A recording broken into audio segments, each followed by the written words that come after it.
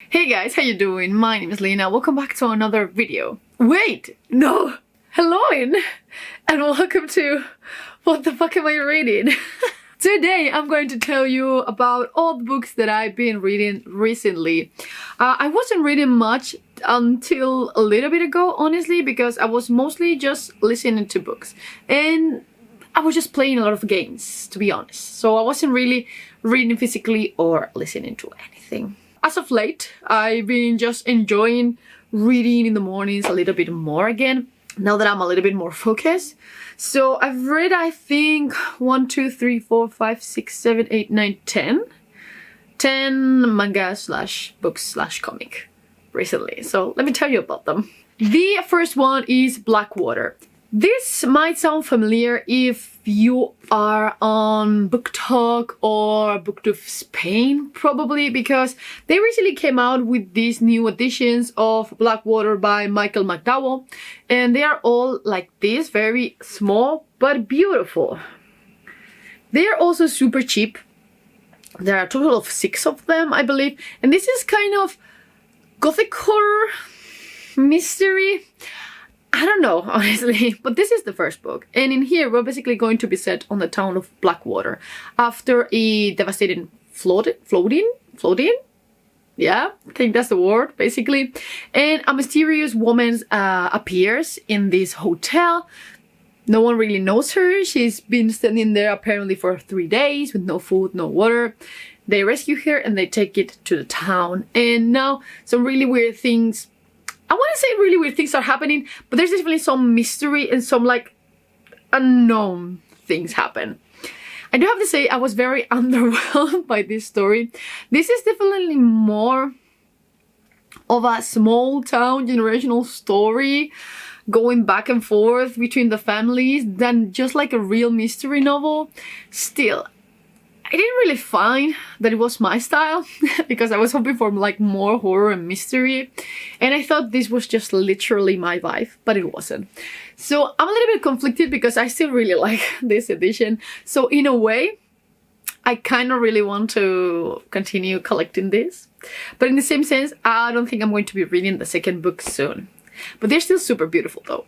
So yeah, I don't know. I give this one like 3 stars, 3.5. Like, the story was fine, but it didn't give me anything, honestly. I was just like I listened to it actually. I didn't read this edition. I just listened to the English one because I just really like to just read the books in their original language if I can. So it was a little bit meh. I just think that it was a little bit bland. So I don't know. I did really like the atmosphere though. So I don't know. I might try the other one. Then I read one of my new discoveries of this year, which I actually loved. This is Anatomy, a Love Story by Dana Schwartz. Hear me out. You know, I've been here for a little bit. I'm not one for love stories, okay? I'm not one for love stories. But I do really like gothic stories. So this is a gothic romance set in Edinburgh in the 1900s. So it was kind of nice, you know, like normally I see like gothic romance, I'm just like, well, maybe I can check this out. It does not have like a lot of fantastical elements, though it definitely has one in particular, but it mostly follows 2 POVs. The first one is a woman who really wants to become a surgeon, and of course in this time it was not possible, so she pretends to be her deceased brother to go to the anatomy school, basically. And then the other one is going to be a resurrectionist, which, if you didn't know, is basically what they call the dudes that took the bodies out of the grave so the doctors could experiment on them. Medicine, basically. So yeah, it was really cool, dude. I don't know if it maybe got me in the right time, but I fucking loved it. I binge read this in 2 days. I was so into it. The atmosphere was fantastic. It was dark, it was creepy, but it was still just like kind of cute at times. But I don't know, I just love it. Like, I feel like if I read love stories, this would be like the #1 example of them. Like, you know what I mean? It's just really cool, honestly. It's just really fucking cool. But yeah, I give this one 5 stars. I just enjoy the hell out of it. Do I think it's perfect? No. Do I think that cover is beautiful? Yes. Book 2 is actually down here too, but we'll talk about that one later. Still, I really liked it.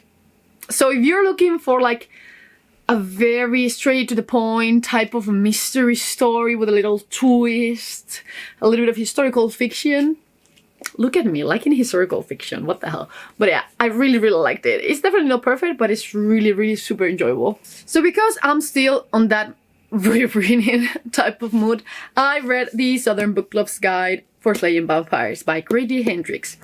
This is probably my favorite book by him, honestly, along with my best friend's Exorcism, because I feel like they really capture well human emotions. And the anger that I felt the first time that I read this book, I still felt it the same way reading it for the second or third time, I no longer remember. But man, so this is set... was it the 80s? I'm constantly with this doubt. Like, I think it was the 70s for some reason. 70s/80s, okay? But in here, we're basically going to follow Patricia. Patricia is part of a book club that is focused on serial killers and mystery novels, basically. The thing is, she always reads like these macabre books, so one day she realized that her new neighbor might actually not be the cool, sweet neighbor that she thought he was. So, of course, you can see it in the title, but I really love this book, honestly. I really love this book. I think, like, it captures really how at a disadvantage you would be if you fought, like, a vampire. Or someone who you thought were a vampire. Like, you're going to be fucked up, honestly, every single time. So it's very complicated. I fucking hate how the husbands treated the wives in this book. Is so infuriating. Like, honestly, I wish I could fucking punch this dude in the face so many times. Like, oh yeah, we will leave this random dude over my wife because she's a woman. It's a lot. It's a lot. But again, I give this one 4.5 stars. I love it so much, honestly. I think it's great. It reminds me a lot of Fright Night because of that same concept of like someone very like small in the sense of like they're mostly no one basically finding someone this ancient and this evil. I just really like it. So, because I was continuing this kind of horror kick, I read The Watchers, which, if I'm not mistaken, might be the book that the daughter of M. Night Shyamalan is making a movie about. I think so. Maybe? It has the same name and kind of the same concept. So it might be inspired, might be based on it. I don't know. But in here, we're basically following a bunch of strangers. One day, they find themselves trapped in this weird forest. And they specifically are in this cabin that is actually made out of glass. And they have these watchers watching them and attacking them at night. I really like this concept. I don't know why I didn't read this before, because each time that I have like a horror book on my shelves, I'm just like, yeah, I need to read it right now. I just never put them down to read another time. I just want to read them right now. So for some reason, I had this one on my Audible account. I don't even know when I bought it. I think it was during a sale or maybe, but I really enjoyed it. I do have to say, it wasn't like mind-blowing or my favorite, but the concept, man, I loved it. And it definitely has like some tense moments where you have like this more like of a pressurized atmosphere, like it's pushing you down and you're just like, oof, damn, this is scary. But the ending left me a little bit mad. I feel like we got out of the scary part a little bit too early, and then we had like a lot of epilogue. It wasn't real like epilogue, but it felt like it. So, I don't know. I give it like 3.5 stars. It's mostly fine. I will definitely recommend it, but it's not perfect. It's not perfect. It could have been scarier. Though, if you like the show From, it reminded me a little bit of that. Not a lot, but a little bit of that one. So, I also read The Crimson Card, which was an arc sent by the author. In here, we're set on a pretty heavy political intrigue book. Basically, we're going to follow several noble houses in this town. Our main character is a Death Reacher, which is a type of magic that is not really like well looked upon. So she has this path of vengeance, trying to find the ones that murdered her dad basically several years ago. So she's just, you know, trying to find this Crimson Court. And then we also have like different politics at play in this city, following this kingdom. We also follow like the needs of the king. There's a lot going on because I'm going to do like a full video review about this book. I won't be going into too much detail about it because we're not wasting time here, but I really liked it. I gave it 4 stars. I will be publishing a full review this week and a full video review next week. But yeah, if you like political intrigue, this is definitely for you. I do have to say that some POVs read a little bit younger than others, which is not like a bad thing, but if you're looking like a more like full adult type of read, maybe this one's not for you, but still, if you like political maneuvering, I will definitely recommend it. Then I read The Reappearance of Rachel Price by Holly Jackson, which is the same author as A Good Girl's Guide to Murder, which is honestly one of my favorite series. I just like it so much. I think it's extremely underrated, even though it's very popular. I just think it's super cool. I just really think it's super cool. So when I saw that she was coming out with a new book a couple of months ago, I was just like, yeah, I need to read this. And it all came across the fact that I wanted to reread A Good Girl's Guide to Murder, but now I did that. And I forgot to tell you that I reread, well, did I reread A Good Girl's Guide to Murder? No, I didn't. Did I? Am I this old and I'm not forgetting everything? I didn't listen to it, right? No, I fucking did it. Well, I will be rereading this one very soon. But talking about this one, I really enjoyed it. I think it has a great twist on the missing person that suddenly comes back type of story. I really like reading this author because I feel like her teenage protagonists, her teenage characters are super believable. Like, they're not fucking dumb. They do some stupid shit, but they are not fucking stupid. Which is really refreshing, honestly. So I really like following her characters, and I like that they are just like teenagers because they feel like very believable. So I really like the main character here. Like, she's just super suspicious of everyone because of all her previous life. Basically, her mom left her on the car one night. I think she was 2 or 3, something like that. She was really, really young. And now 16 years have passed. And suddenly her mom comes back. She has been the prisoner of this man for a long time, but something in her story does not sound right. I'm just going to leave the plot at that. I really liked it. The twists are great. It's not like super mind-blowing, but it's just like a really, really cool thriller. Mystery thriller. So honestly, if you're looking for something quick and fun, definitely check this one out. I gave it 4 stars. Super, super enjoyable. It will get you out of a reading slump for sure. Then we have here Finina, which is a novella set on a store. Definitely not an IKEA store, for sure. But in this store, basically, customers get lost a lot of times. So they have a way to find them through different dimensional doors, basically. So we're going to follow 2 employees going through these different worlds, trying to recover, well, not recover, but bring back a copy of a client that disappeared. Sounds super bizarre. It definitely is. It definitely is. I was just like, wait, what is this about? I thought it was something completely different when I started it, but it's definitely enjoyable. I wouldn't think like it's incredible or mind-blowing, but it was pretty okay, honestly. The characters are fine. It's very like deeper than you would have thought.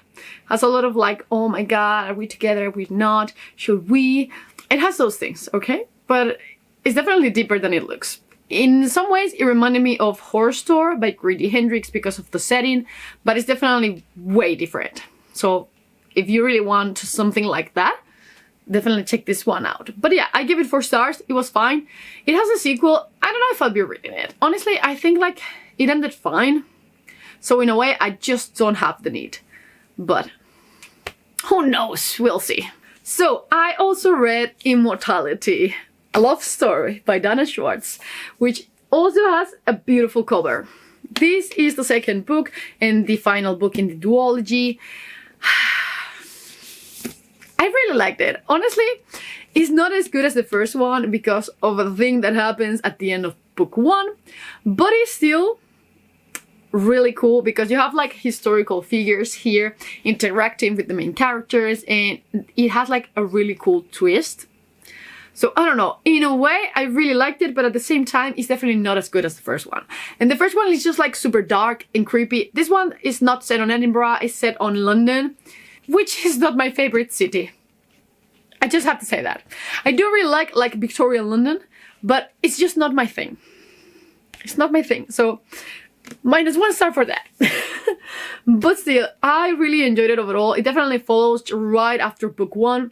And I don't really want to spoil anything because it's a direct continuation and direct plotline from book 1. So yeah, if you liked book 1, definitely check out book 2. But do not expect the same thing going into this one as for Anatomy. Anatomy is just such a gem. Such a gem, but Immortality is also good. I do have to say that I'm really happy about having this duology. It looks fantastic, and I feel like it's such a like different genre for me that it's just better just for that alone. So yeah, I give this one 4 stars, the other one I gave 5, so yeah, you can see the difference there. So, the last 3. I read Leviathan Volume 2. This is a manga series that is 3 volumes long, if I'm not mistaken. It follows the events after this kind of... It's not really a rescue team, it's more like a scavenger hunt. They arrive at this really destroyed ship, and they find a diary in there explaining that a lot of years ago, that several years ago, there was an accident, everyone started murdering each other, and only one of the people in there could survive. So you have like the present and the past, and honestly I'm really enjoying it. I do have to say that it's not as good as I hoped, but still, it's pretty good in general, so I will definitely recommend it if you haven't read it. I don't really know if it's actually translated into English, honestly. But in general, it's pretty cool. This volume is, again, a direct sequel from volume 1. It just follows right after the events of volume 1. It's just like the next chapter. So there's no time jump, no anything. I do have to say that in a way I like this one more than the first one. I feel like in the first one there's a lot of like secrecy, and in here you just have everyone killing each other. Which is kind of nice, not gonna lie. It's pretty gory, so if you do not like that, I wouldn't try it. But it's not like that explicit. It's more like implicit. Neither than explicit, if you know what I mean. So yeah, I give this one 4 stars. It was pretty good in general. I will be reading volume 3 probably next month. So, unpopular opinion comment. I read The Shadow of the Torturer by Ian Wolfe. I finished it last night? 2 nights ago. I didn't like it. I just didn't like it. I do have to say that I feel everything and I see everything that it did for modern fantasy literature and sci-fi literature. I can see that. I can see that easily. You can see that so many like new fantasy books draw from here. Like, it's incredible. But I didn't like it. Literally, the plot leads nowhere in this book. There's no fucking plot in this book, which, if you know me, annoys me the hell up. I hate it. I fucking hate it when there's no plot. And there's none here. Like, please debate me. I know that there's no plot. Literally, the dude is an executor's apprentice. Well, torturer's apprentice. He's exiled because he fell in love with one of his prisoners and killed her before she could be tortured. And then he's just wandering around a fucking city waiting for a duel to happen. Everything is so disconnected here. It's so annoying. Like, something cool would happen, but then it had nothing to do with what happened before or after. It's just so annoying. so annoying. I do have to say that I didn't hate it. The prose is cool, the characters are pretty cool, but dude, this was so stupid. Seeing that apparently it gets way better after book 1, but honestly, I just don't feel like reading it right now. I'm just gonna wait because I just didn't enjoy it. It's not that I hated it, nothing like that. It's not that I think that it's bad, it's just that I didn't like it. Personally, it did not work for me at all, which makes me really sad because I thought Gene Wolfe was the author for me. Extremely sad about it, to be honest. But yeah, life goes on. I give it 3 stars because I know how much this impacted literature in general. I would have given it 2 stars, to be honest. That's how I felt about it. But I literally bump it up 1 star. Just because I can see all the inspiration that is drawn from this book. And then the last one that I need to finish, well, I'm about to finish it, is Kaiju #8, which is now being released as an anime, and it's basically about dudes fighting kaijus in Japan. The dude turns into a kaiju himself and fights another kaiju. That's it. It's pretty nice, but I have to say, I don't think the manga is for me. I think it definitely works better, just for me at least, as an anime form. So I will continue reading this as... Well, I will not be continuing reading this. I will just watch the anime instead because I already watched episode 1 and I thoroughly enjoyed it more, honestly. So yeah, those are all the books that I have read in the past 2 weeks, I believe. So have you read any of these? Which books have you been reading lately? Have you found anything new? New genre? New series? Anything like a new favorite, maybe? Just let me know in the comments below. And as always, I will see you in the next one. Bye.